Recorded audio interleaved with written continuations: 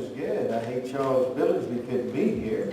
But I know you're excited because tomorrow either I or Billy Graham's preaching, so you need to do that in the morning. I had never thought about that being a way to get people to come, but that's a very creative idea. Thank you for sharing that. That's one of my favorite songs, and I've not heard that in a long, long time. And I certainly have never heard the Church of Christ version of it before, but it was really good. I was sharing a little bit before the service in our office. Not too long ago, they found some old revival posters from when I started preaching, which actually look to me now to be rather humorous because I started preaching when I was 14. And there's actually a revival poster when I was about 16 years of age, I think it was. And it was kind of, I look at it now and it was funny. I don't know, it was some church in this area. I don't know what church it was. But they had asked me to give my testimony.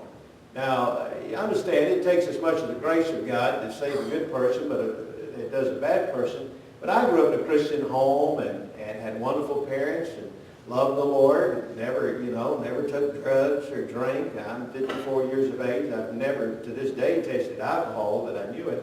And, never took drugs. I did get hooked on phonics one time, but that was about it. But I've never done anything like that. And so, understanding that, when I look at this little poster there now, it says, "Come, here's 16-year-old evangelist Phil Waldrep. Come hear his life story."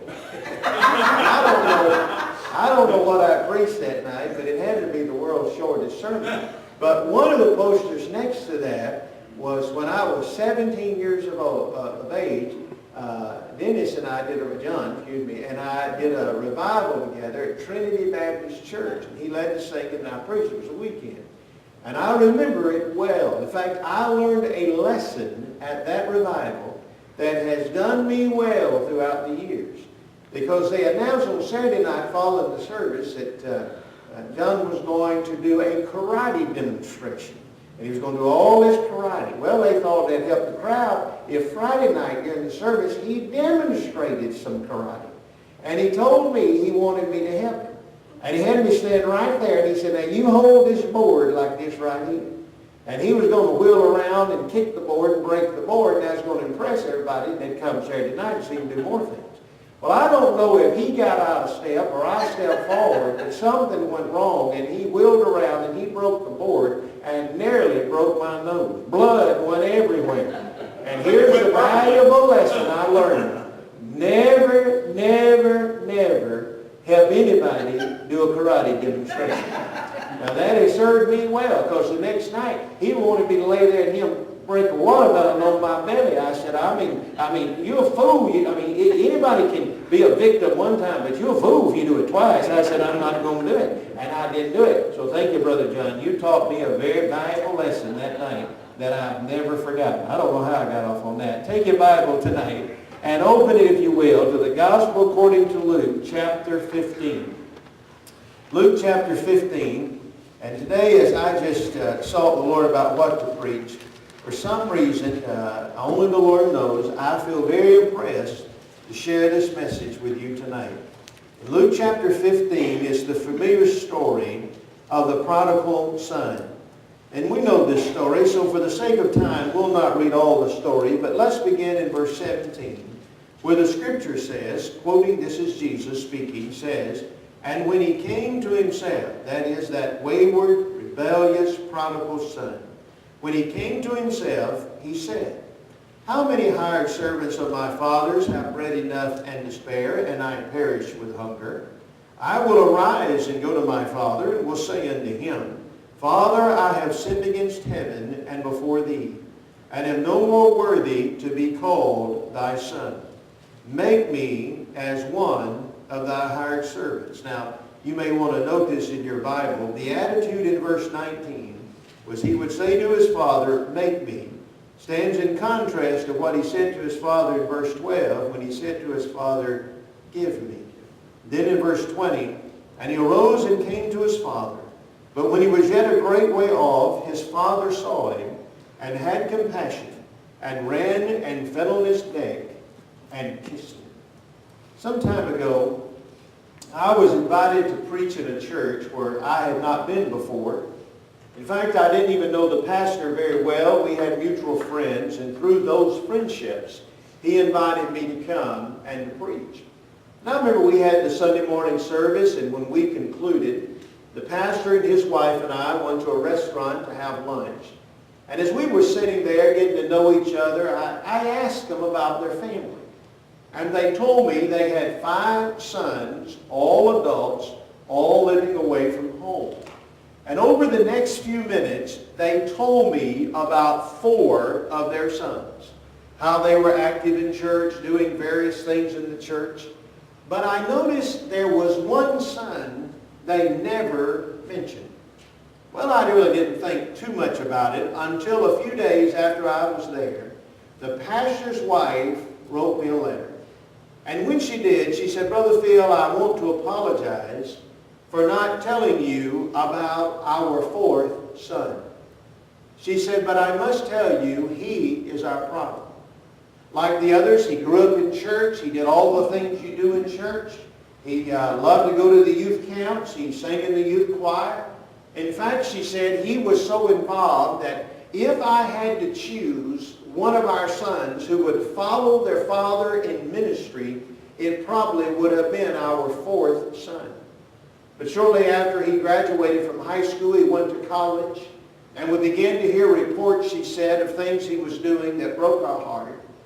And then later he came to us and told us that he had decided to quit college, and he was going to marry a girl who he was dating, and later we learned that she was already expecting their first child when they got married. She said the child was born, everything seemed fine for a while, and then he began having an affair with a woman where he worked. So he left his wife and child and moved in with her, but that didn't last long, and then there was another relationship and another one. And she said in her letter, today they live out of town, he lives out of town, and though we have communication, we know when we talk to him, we're to never mention God, our church, our spiritual things. And she said, Brother Phil, I'm really not writing you this letter to fill in the story of our 4th son. Instead, I'm writing to ask you 2 questions. Number 1, with that son, what did we do wrong? I mean, how can you have 5 kids who all go to the same schools, same churches, experience the same thing, and 4 serve God, and 1 is a prodigal? With that child, what did we do wrong? And then she said, my second question is, what can we do now to get our son back in a right relationship with our Heavenly Father? Well, when I read her letter, I need to tell you that was not the first time that I heard those 2 questions. As a traveling preacher, there is rarely a week that passes that someone does not tell me about their son or daughter or grandchild who was reared in church but who has walked away and today is far from the Lord. And almost every time they'll ask me those 2 questions. What did I do wrong? And what can I do now? Now, sometimes it's not in the form of a question. They may say something like, Preacher, I don't know what I did wrong, and I don't know what I can do now, but pray for me. But they're really asking those same 2 questions. So I set out on a journey to answer those 2 questions. Now, I need to tell you, it became a consuming burden in my heart to try to help parents who have children who walk away. So I decided that I would go and read some books and do some research. And to my amazement, I discovered there are few books that have been written about why children walk away and how to get them back right with the Lord. Now, there are several good books that are testimonies about prodigal children or parents with prodigal children, but there's very little that's been written about answering those 2 questions. Well, I thought I'd seek out how preachers have addressed it, and very little has been preached on the subject. Few articles have been written. So I then said, well, I'll just devote myself to studying every passage of Scripture I can find that deals with wayward children or rebellious children. And though I studied all of those Scriptures and I understood them in context, I need to tell you I initially did not find the answer to those 2 questions. So I began to be a little flustered and finally decided, well, maybe it wasn't for me to answer those two questions. So I tried to push them away. But you ever had one of those experiences when the Lord wants you to do something and every time you push it away, He pushes it right back? Well, I began to sense that, but I was becoming so flustered because I could not answer those two questions. And I remember I preached in a church in Missouri one night. We got to the close of the service and a lady walked up to me, and I had not said one word about prodigal children that night. And she said, I don't know why, Brother Phil, but I just feel so impressed with the Lord to tell you about my daughter who was a wayward child. And she said, and I feel impressed with the Lord to ask you two questions. What did I do wrong? And what can I do now? Well, I remember going to the hotel room after the service. And I literally took my jacket off and just threw it across the bed. And I said, Lord, I've got to have one or two things happen. You either must remove this burden from my heart or give me insight into this problem. Because, Lord, I can't continue with this burden and being unable to answer those two questions. And I said, Lord, either remove the burden or give me insight. Then I said, and Lord, while you're deciding what you're going to do, I'm going to bed. And I went to bed. I don't know if you've ever done that with the Lord, but it's all right to do that. And I went to bed and I went to sleep. And I remember about 2 o'clock in the morning, I awoke and it was like someone had walked into the room and turned on the lights. I jumped out of bed, I grabbed a piece of paper and I began writing. Not ideas, not thoughts, but I started writing names. Names of people I knew who were prodigals or who had been prodigals who recently got right with God. And when I completed that list, there was about 30 names, and I don't think I could thought of another name if I had to. And when I looked at that list, I don't know if this was a coincidence or not, there were 15 who were prodigals and 15 who were prodigals who recently got right with God. And on that list was everything you could imagine, from good moral kids who did not go to church to one who was incarcerated for a very serious felony, to every kind of addiction you can imagine. Probably all sins we could name tonight were represented on that list. And when I returned home from that trip, I contacted all 30 of those prodigals. And I said, would you be willing to let me sit down and interview you? And I'm not going to preach to you. I'm not going to make any comments. I just want to ask you some questions. And I did it under the disguise that I'm doing research and I want you to give me your thoughts. And all of them agreed to sit down and let me interview them. And as I began to listen to their stories, everything I had read in scriptures came into focus. I discovered that all prodigals think the same way.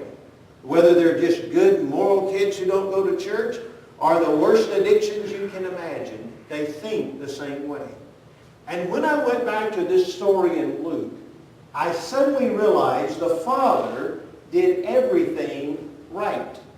So what I want to share with you tonight is what I discovered were the 6 principles for getting your son or daughter back to God. If you have children or grandchildren or someone you love who's walked away, I want you to listen carefully. Here's principle number 1. And it's the principle you need to start practicing tonight. If you have a prodigal child or grandchild, especially a child, you tonight need to understand that the best thing you can do is to start living guilt-free in your Christian life. You see, when people ask the question, what did I do wrong? They're admitting their feelings of guilt. Obviously, I did something wrong as a parent, or my child would be serving God. Now, before I answer that question, and I'm going to answer the question tonight, what did you do wrong? But before I do, I want to ask you this question. Why do we feel guilty when our children walk away from God? I think there's 2 sources for that feeling. One is there is a simple biblical truth that we all know, but for some strange reason we never apply it to our children. We will apply it to everyone else in our life, but never our children. Now, here's the truth. You know it. You'll nod your head, but you never apply it to your children. Here's the biblical truth. All of us are sinners. Let me put it another way. All of us are bent toward sin. Or to say it another way, all of us, if we do what comes natural for us to do, all of us would be prodigals. The real mystery is not why in a family of 5 is one a prodigal. The real mystery is why are 4 serving God. Because even though you can do everything right as a parent, if your child walks away, they are doing what is natural for them because of their sinful nature. They are bent toward sin. But there's a second source of that guilt. And it comes from a misunderstanding, I believe, of a passage of Scripture in the Bible. And it's one of the few passages that everybody can quote, but few can tell you where it's found. And people will say, but preacher, what about that verse in the Bible that says, train up a child in the way he should go, and when he is old, he will not depart from it. Now see, you've all could quote that verse, but very few can tell you where it's found. But it's Proverbs 22:6. You don't have to turn there. Trust me, that's where it is. Well, you say, but preacher, that verse says it clearly. If you do it right, your kids turn out right. Would you be surprised to know tonight that you cannot find me 3 competent Hebrew scholars who will tell you that verse means if you do everything right as a parent, your kids are guaranteed to turn out right. There are 2 or 3 schools of thought concerning that verse. Some say it just simply means that you teach a child so that he understands what you're teaching. Others say Proverbs are principles and not promises. But I tend to agree with what many scholars say. It has to do with the root of the Hebrew word for the training of a child. It had the idea of the growth of a tree or the bent of a tree. And it really, to simplify it, implies that when a child is growing up, if they have an interest in a certain area, if we encourage that interest, they will pursue that interest for the rest of their life. But on the other hand, if they have no interest in it, then they will not pursue it for the rest of their life. Now let me give you a practical application of that. So how sometimes if you have a little boy, for example, and he loves to play football, and he has no interest at all in music, if you force him to take piano lessons, he's probably not going to like music the rest of his life. On the other hand, if he loves music and you try to force him to play football, he's probably going to cry every time he goes out on the field because he has no desire to play football. I always tell people I love to share that because my dear mother, God bless her, she come home one day and she said to me, she said, son, have I got news for you? I said, what's that? She said, Miss Smith's got an opening and you're going to get to take piano lessons. And I remember I looked at my mother and I said, Mother, have I got news for you? I don't want to take piano lessons. She said, oh, you don't understand. You're going to enjoy it. You're going to go the first day. You're going to fall in love with playing the piano. I went that first day. God bless that dear woman. She was a saint of God. But I want to tell you, that's the longest 30 minutes of my life. I said, Mother, I don't like this. She said, oh, you got to go 3 or 4 times. And you're going to fall in love with it. I went 3 or 4 times. It's getting worse. I'll tell you how bad it got. I was praying God let me have to have a root canal so I wouldn't have to go to piano lessons. Now, in fairness, I got to stop at this point and tell you why my mother wanted me to take piano lessons. You see, in my mother's family, you can go check the record, we run the family tree back to Adam and Eve. There's not one musically talented person in my mother's family. None of them can carry a tune. They can't play any musical instruments. It's just not there. None of them are musicians. However, in my father's family, there is this long line of musicians. Some of you may have Lawrence County roots. My grandmother was a Terry. It's in my blood. And I mean, my grandfather, I'm told, could play something like 12 instruments by ear. His father could play close to 16 different instruments. I mean, they played guitars and banjos and mandolins, and I mean, they just played everything. And it was just in their genes. Now, my father had no interest in music, but my mother knew I had his genes. And it was her calling to bring those musical genes to the forefront so I could be the first musician in her family. So off to piano lessons I went. I remember I went. I said, Mother, I don't like it. Oh, you're going to fall in love with it. I went for months. I went for nearly 3 long years. I went to piano lessons. And I remember one day my sweet mother said, Son, I don't think you're enjoying these piano lessons. Mom was a little slow, but she gets there. And I said, no, ma'am, I'm not. And my mother said, all right. Now, if you took piano, taught piano, you'll know what I'm talking about, especially in the 60s. My mother said, I tell you what, you can quit if you will just complete John Thompson, Book 1. And I will tell you, I mean, most people do that in the first month. After 3 years, I'm on page 6. And I remember that day I told Miss Smith what my mother said. And I'm here to tell y'all the hand of God touched my fingers. And in that 30 minutes, I finished John Thompson Book 1, walked out of there. I want you to know tonight, I do not play the piano for my mother. I do not play the piano for my wife. I do not play the piano for the Walnut Grove Baptist Church. I do not play the piano. Now, that really has nothing to do with this sermon, but my therapist said I need to share it every once in a while. But now, that's an example. I had no interest. So trying to train me, I'm not going to pursue it. But if there had been an interest in things that I like, I would have pursued it the rest of my life. Now, what does that mean? It simply means this. Back to the original question. Brother Phil, I have a child who's walked away. Will you please tell me tonight and answer that question? What did I do wrong? All right, I'm going to answer it for you. If you have a child that's a problem, the odds are you did not do anything wrong. You can be the world's perfect parent and still have a child who walks away.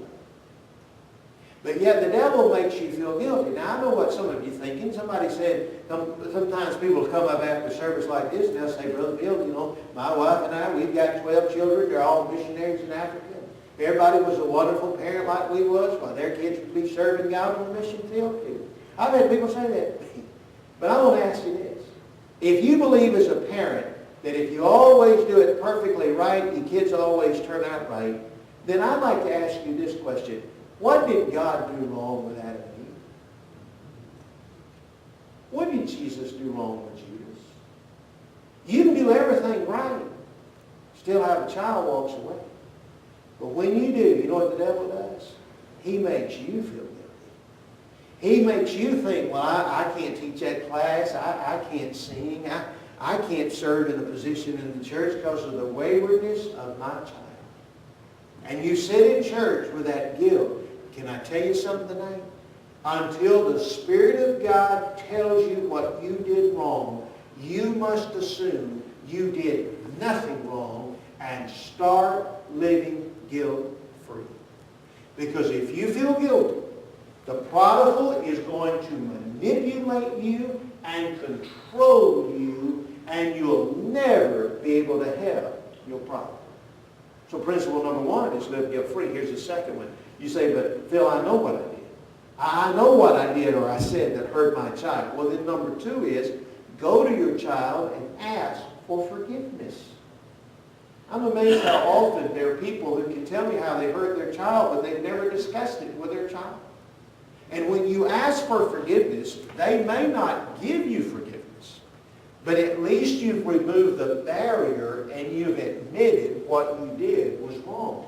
Kids know parents will make mistakes, but it's when we're unwilling to admit a mistake that a barrier is erected between our child, ourselves, and sometimes the Lord.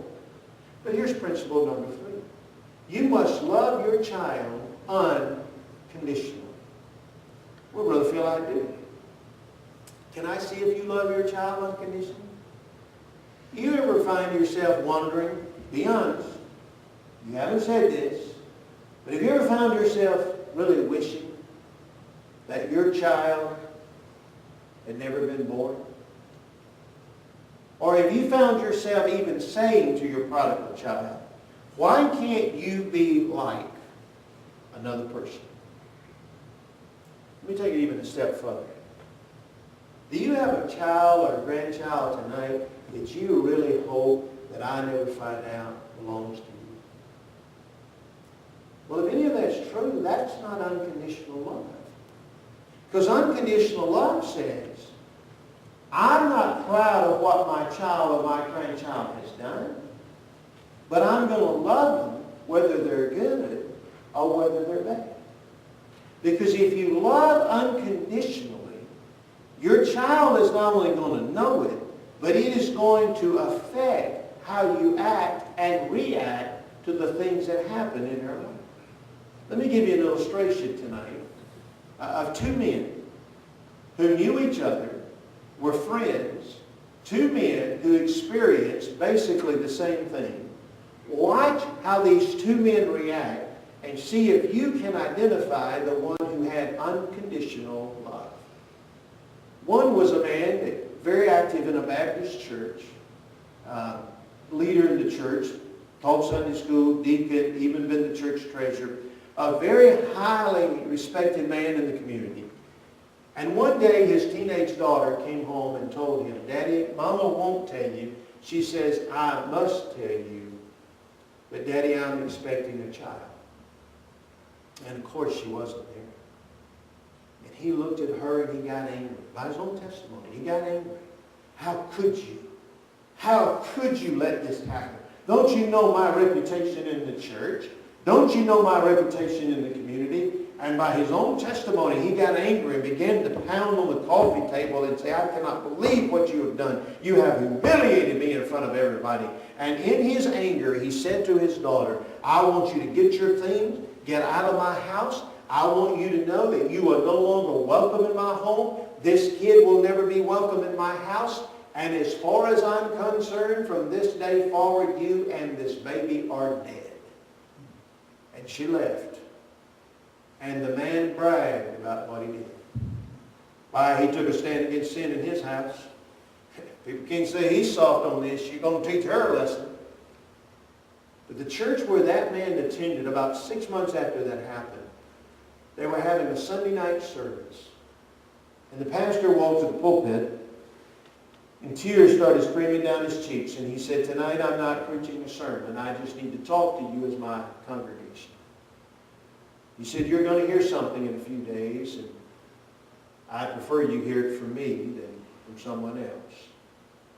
The pastor said, my wife and I have learned this week that our 15-year-old daughter is going to be an unwed mother. We're embarrassed. Our hearts are hurting. We've cried a lot in our house this week. But he said, I want you to know that my wife and I have made a commitment to our daughter. We're going to help her rear this child. Because you see, while we are ashamed of what our daughter has done, we are not ashamed she's our daughter. And if that means I need to resign as your pastor and take secular work, I will.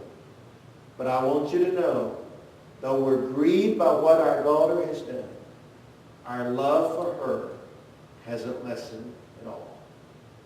And I want to ask you, two men who face the same thing. Would you like to guess tonight which of those two girls is in church serving the Lord? It's the one who experienced unconditional love. You say, well, Phil, you don't know what my kids have done. No, I may not. But can I tell you that in the story we read a moment ago, the worst that a child could do in the days of Jesus, a Jewish child, was to feed pigs? That's the worst thing he could do. Worse than homosexuality, worse than gambling, worse than drug addiction, worse than anything he could do was to feed pigs. And yet, while he's feeding pigs, his daddy never stopped loving him with unconditional love. You said, but Phil, if you do that, aren't you approving the sin? Hey, let me ask you, when God loved you with unconditional love, did he approve your sin? No. So you love unconditionally. But let me quickly add the fourth principle, because this is where people get confused. While you love unconditionally, you must let sin run its course. You must let your prodigal experience the consequences of their choices. You see, in the story we read, the father had unconditional love for his son. But he did not send a servant with soup and sandwich. Nor did he send him some money. Now, if he had, it would have gotten him out of the pig pen, saved the father the embarrassment, but it would not have gotten him home. One of the hardest principles to practice is this. When you have a prodigal child, while you love them unconditionally, you don't rush to rescue them every time they make a mistake and get in the pig pen.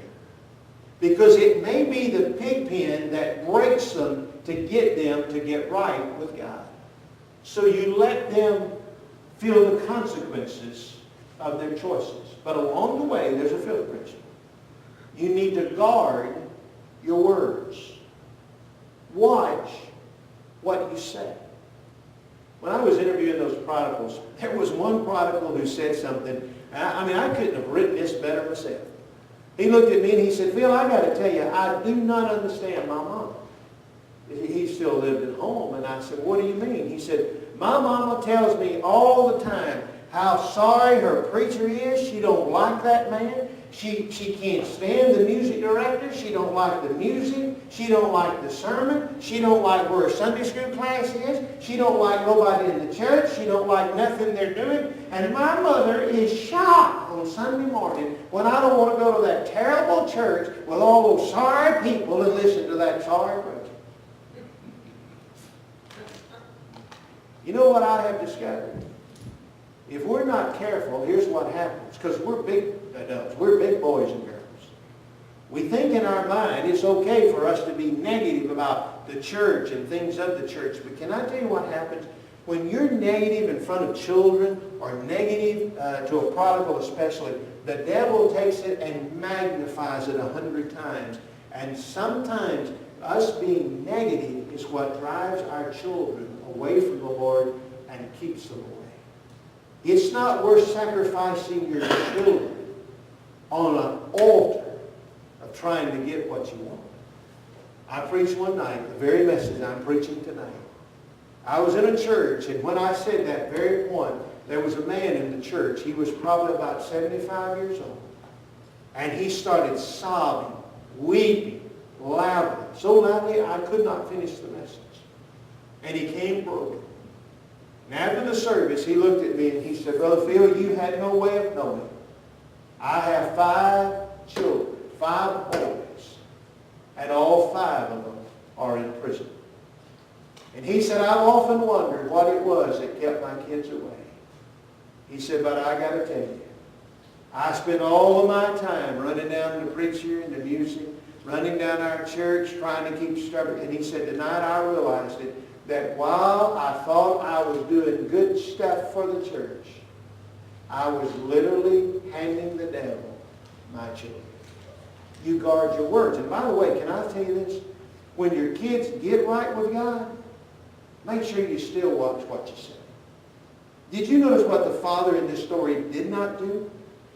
When his son came home, he didn't meet him and say, all right, son, don't you think you owe us an explanation on how you spent all that money? Don't you think you owe your brother an explanation down there? No, the father had enough wisdom to keep his mouth shut. And let me give you some counsel tonight. If you have a prodigal who gets right with God, take my word for it. You may not want to know all the hog pens they've been in. I can tell you that from experience. I've had parents call me just devastated. I never thought my child was capable. I said, well, you asked for it, and he told you about all the pigs he'd been with. I said, listen, just don't ask. There may come a time when you can discuss it, but it's not when they get right with God. Just rejoice. So let me take it even a step further. See, most people want their children to get right with God. And here's what else we want, if we'll admit it. we want them to come back to our church. So when your child gets right with God, sometimes if they're going to another church, we kind of feel, it's our role to tell them, now, listen, I got a friend that goes to that church, and I need to share with you that church is not quite what you think it is. No, keep your mouth shut. Rejoice they're right with God. Now, God forbid, what if it's not a Baptist church? I had a friend, had a son, he was a prodigal, and it broke this dear man's heart so many times. And he'd call me and he'd say, Phil, pray for my boy. I said, what has he done now? He'd tell me, and I'd pray for him. I remember one night he called me and he was crying, so I assumed his son was in trouble again. And he called me and he said, oh, Phil, he said, it's terrible. It is terrible. It's terrible. I said, what's he done now? He said, you're not going to believe what I'm going to tell you. I said, well, what happened? He said, my boy, he got right with God tonight. I said, well, that's wonderful. He said, it's terrible. I said, how can it be terrible? Well, he got right with God down at the Assembly of God Church. And he's going to go to the Assembly of God Church. And I said, hang on just a minute.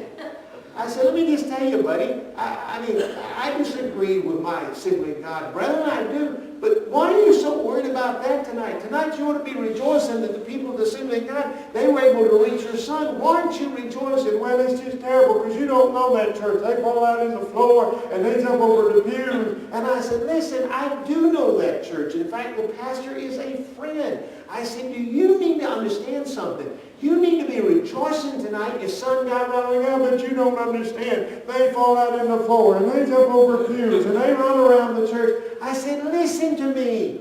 There may come a day when you can talk to your son about those doctrinal things, but it's not the night he gets right with God. You just ought to rejoice that he's, oh, my brother Phil, you don't understand. They fall out in the floor, and they jump over the pews, and they run around the building. And finally, I just had all I could take, and I said, would you listen to me? I know that church. I know the pastor. I know those people. And I'll agree they're a little excessive in their worship, but I said, listen to me. They're going to heaven. Now, granted, they may go past it and have to turn around and come back, but they're going to heaven. Yeah, think about that a minute again. But they're going to heaven. I said, what you need to do is if you're going to keep saying negative things and you're going to send your son back to the pulpit. So when your kid gets right with God, rejoice and encourage it. Don't try to send him back to the pulpit. And then here's the final principle. You pray specifically for your prodigal. Well, Brother Phil, I do. Well, let me help you with that.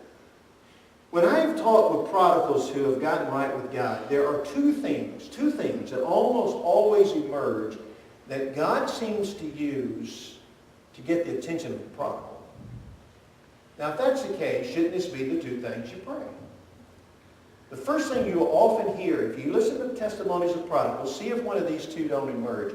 One of them is that quite often it is the influence of a friend, someone their age, who has a heart for God, that will become their friend and will begin to nudge them back to the Lord. So the first thing you need to pray is, Lord, will you bring into the life of my prodigal people who have a heart for you? The second thing I've noticed God uses, this is the tough prayer.